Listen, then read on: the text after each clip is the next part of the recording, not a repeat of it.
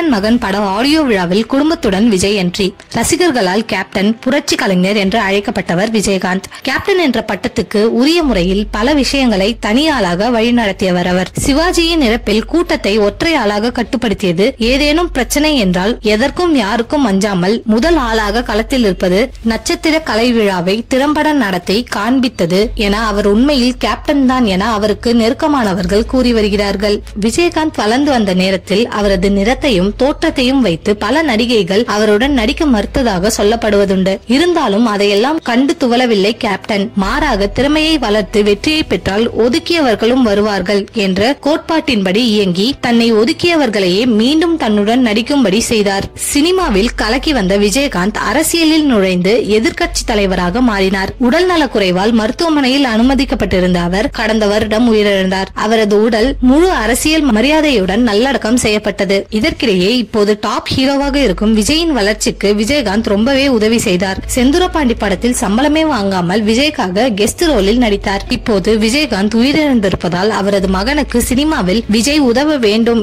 என்று பலரும் கோரிக்கை வைக்க ஆரம்பித்தார்கள். இந்நிலையில் புதிய தகவல் ஒன்று வெளியாகி இருக்கிறது. அதன்படி விஜயகாந்தின் மகனான சண்முக பாண்டியன் படைத்தலைவன் என்ற படத்தில் நடித்திருக்கிறார். இந்த படத்தின் டீசரை தங்களுடைய ட்விட்டர் பக்கத்தில் ஷேர் செய்யும்படி விஜயிடம் படக்குழு கேட்டதாகவும், அதற்கு அவரோ எப்போது ஆடியோ லான்ச் என்று சொல்லுங்கள், நானே வருகிறேன் என்று சொல்லி சர்ப்ரைஸ் கொடுத்திருக்கிறாராம். விஜய் தனது குடும்பத்துடன் இந்த விழாவில் கலந்து கொள்ள வாய்ப்பிருக்கிறது.